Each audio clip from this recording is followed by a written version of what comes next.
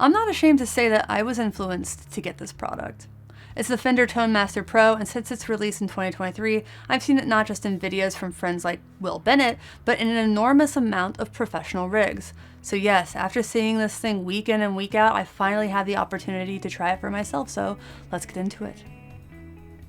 Welcome to Get Offset. My name is Emily, and your cheeks are looking so cute today.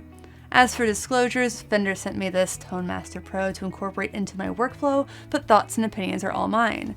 Ears are all yours though. By the way, they also sent me the Mission Engineering SP1 TMP Tone Master Pro Expression Pedal and the Tone Master Pro Gig Bag, so major thanks to Fender for those two items as well. By the way, there will be timestamps in the video description, so please refer to those if you want to skip around.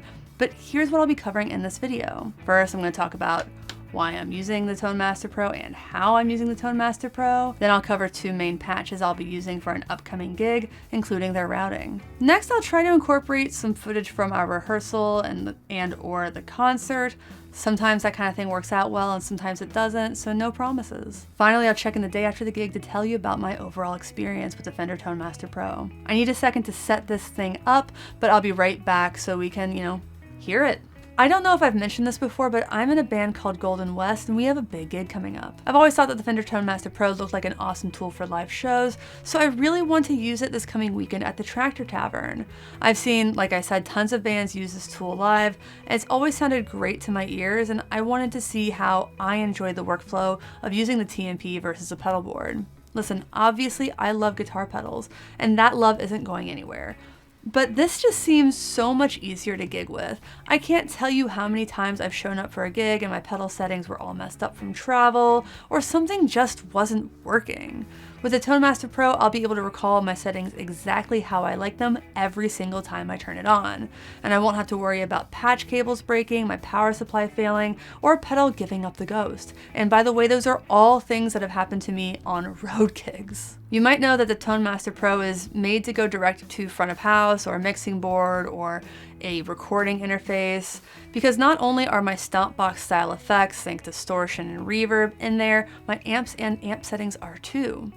But after one particularly disastrous gig a few years ago, I decided I'd never play another show without having at least a backup option of a cabinet on stage. So that's what I'm going to do this weekend. One thing I love about the Tone Master Pro is that you have multiple outputs. So one balanced output will be going directly to the mixing board, while the other will go into my Seymour Duncan PowerStage unit and into this passive speaker cabinet behind me. That way I'll be confident that I'll be able to hear myself on stage, while the venue's sound engineer will be able to put as much or as little of me in the mains as they like. Plus, more and more I prefer the feel of playing through a cabinet on stage, especially at a venue like the Tractor Tavern, which is a club with a capacity of a little over 400. Because, I don't always have problems with going direct and getting enough of myself through the monitors, but the last gig I played I did, so I just want to make sure I have all my bases covered. Now that I've talked about why and how I'm using the Tone Master Pro, let's talk patches and routing. As for my band Golden West, they're a pretty straightforward rock band with some country and Americana influences, so I don't really need that many patches. I opted for 2 electric patches, one more overdriven and one cleaner. One thing I did for myself though was adjusting the foot switch settings. Instead of it displaying 6 presets at once, which is the default, I have it set up so that the top row is 3 presets and the bottom row can be assigned to 3 effects. I love that I can do this. I feel like I'm getting the best of both worlds. Multiple patches, but with the ability to use 3 additional foot switches to turn certain effects on or off or toggle between different parameters on any effect. On the screen now, you'll see the dirty patch of the TMP, which I'm using on 3 of the songs. We start with the TMP's Nashville Overdrive, going into a Princeton-style reverb head with a bit of a treble cut into a subtle slapback tape echo and a large plate reverb. From there, I split my routing in 2. Channel 1 is going to the mixing board, so I have a 1x1257 Deluxe cab sim engaged. The other channel, which is going into a physical cab with a 1x12 ceramic Jupiter speaker, doesn't have a cab sim engaged. Some people don't mind putting a cab sim into the PowerStage and into a passive cabinet, and I honestly think it sounds fine either way, but this is my personal preference. So let's hear it straight up. Here's the direct sound.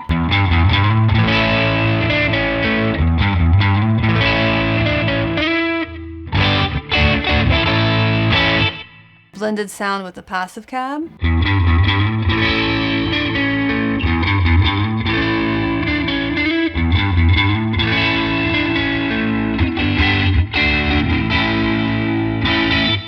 and just the mic'd cab.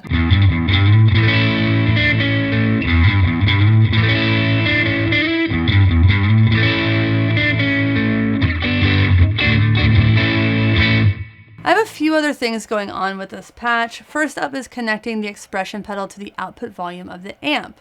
I have it set up so that heel down is approximately 50% volume and toe down is 100% volume. I'm not going to use this for swells, but I will use it if I feel like I need an extra push to the amp, which I might. So, heel down.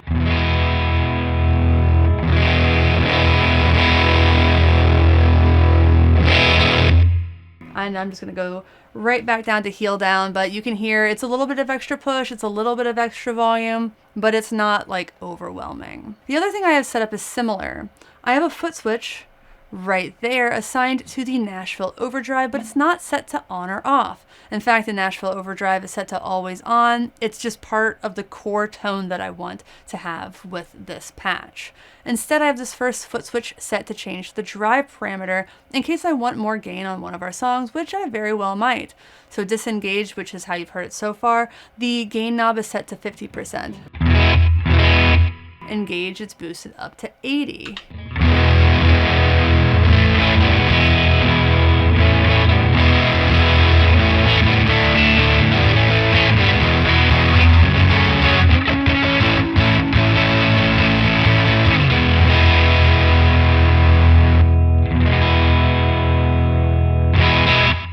Alright, let's move to the cleaner patch, which I'll use on 4 songs. At its core, this one is a Fender Deluxe Reverb and echo effects that's more or less set to slapback and a spring reverb. This is also, it has the same split going on. Here's how it sounds direct.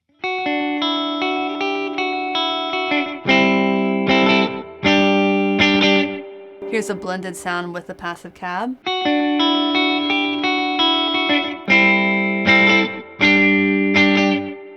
And just the mic'd cab.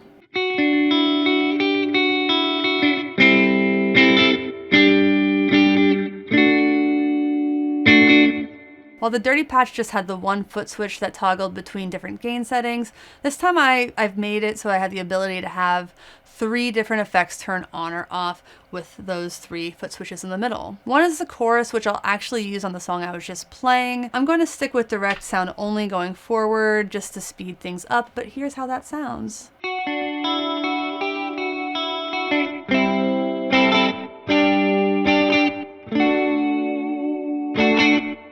That's just a nice simple analog chorus that I literally only use on the verse and chorus of Bursting, but I don't want it on during my solo. So how I've set this up is that I can easily turn off the chorus on that middle foot switch while hitting the foot switch to the left of it, which turns on the royal boost that I'm using for my solo. Here's what that should sound like.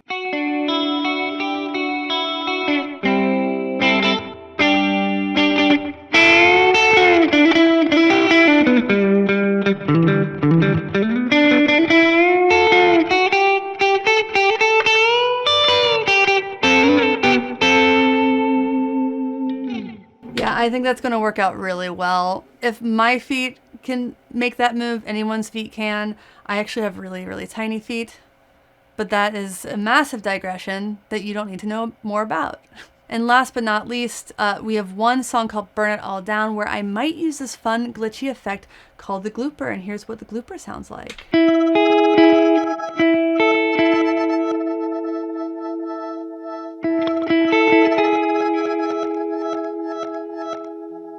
I have to dial that one in a little bit more, but I think it's really cool. I'm probably going to go with it. And you know, that's actually it. Those are all the effects I'm going to use on the Tone Master Pro for this upcoming gig. I'm going to keep practicing and fine-tuning throughout the week, but we have a rehearsal on Friday, so I might take some notes and make some, you know, more adjustments before the show on Saturday, but I think that I'm at least 80 to 90% there. Next time I see you will be either at the gig or just after it, so stick around to see how everything turns out and my thoughts on how I liked this new rig, whether I think I'll continue to use it or if I'm going to go back to a good old-fashioned pedal board.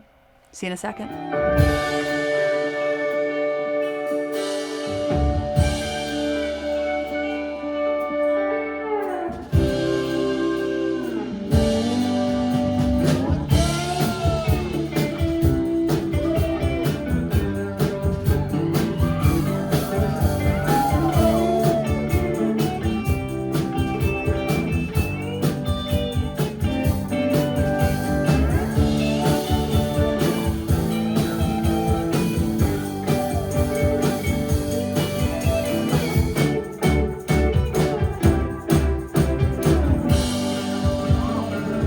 I'm back and I'm ready to talk about my show the other night.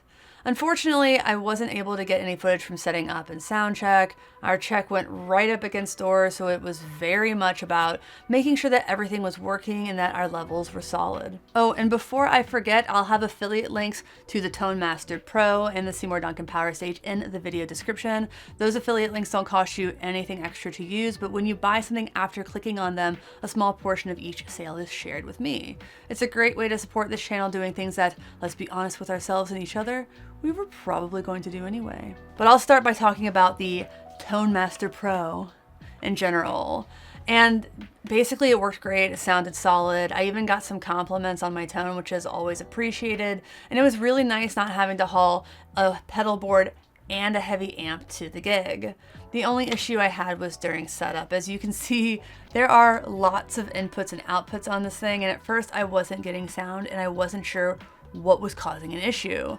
Well, my issue was I plugged into the wrong input. I plugged into this one, which is for microphones and line level, and I should have been plugging into the instrument input right there.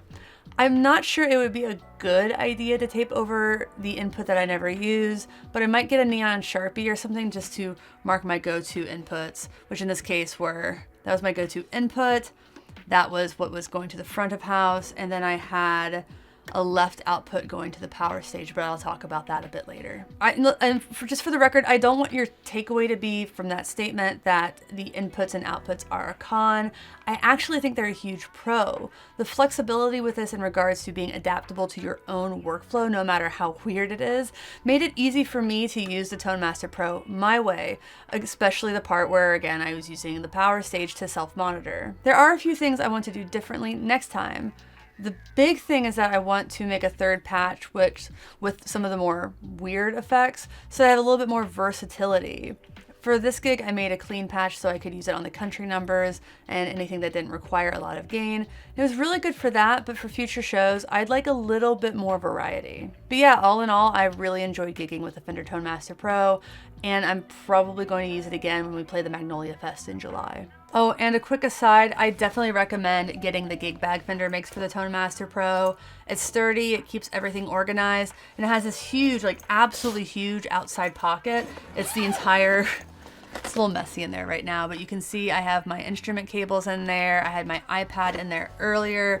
It's a really great place to keep everything organized, and the inside is pretty perfectly designed. So it has a slot for the IEC cable and a little loop there, so that stays in place.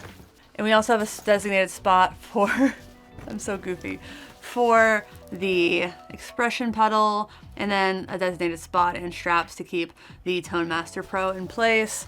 I know it's not cheap, but it's a lot better than putting it in a backpack, and at least that's my personal opinion. Next, I want to talk about the Seymour Duncan PowerStage, which I've talked about before. I've used it before in other videos, and I gotta say, I'm so glad I brought this and my passive cab to the gig. It was genuinely a lifesaver. So Seymour Duncan sent me this a few years ago. This is a stereo version. I've had this since it came out. I also have a 170. I didn't feel like I needed the 170, so I took this instead. But I've gotten a lot of use out of both of those, and last night was a reminder of why I don't gig 100% direct. Being able to use my passive cab for monitoring and to get that pushed air feeling on stage was hugely beneficial to me. For one, as I mentioned, we had maybe 10 minutes to sound check, which isn't to say the sound engineer couldn't get the job done for us in that time, but we're a 6-piece band and I didn't want to take up more than my fair share of the sound check. I also liked that I didn't have to ask for more of myself in the monitor at any point. I started with the PowerStage a bit under noon, and if I needed more of me, which I eventually felt like I did, I just turned myself up a little bit. I don't think I ever went above 1 o'clock, and that was a really busy, noisy stage. So this thing really kept up. And since my cab wasn't mic'd, we went directly out of the Tone Master Pro. When I turned myself up, it didn't affect the overall mix unless you were right in front of me. And if you were right in front of me, you probably needed a little bit more of me as much as I needed a little bit more of me at that point, because everyone else who was on the stage was playing with a real amp. Going fully direct has its benefits. It works best when everyone is doing it, or at least multiple people are doing it. Otherwise, you're going to get all of the amped instruments when you're in the front of the stage for somebody who's right in the front of the stage. And then they're not going to get as much of you because you're in the mains and those are a little bit in front of the stage. Or it just made it easier for people to hear me. And I feel like I have some really good parts in Golden West, including some solos.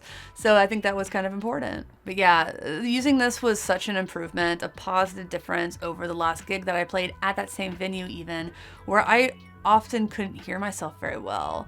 And since I could hear myself, I felt way more confident and I had a better time on stage. And that just makes for a better show. So, have you gigged with the Tone Master Pro or the PowerStage? Let me know in the comments.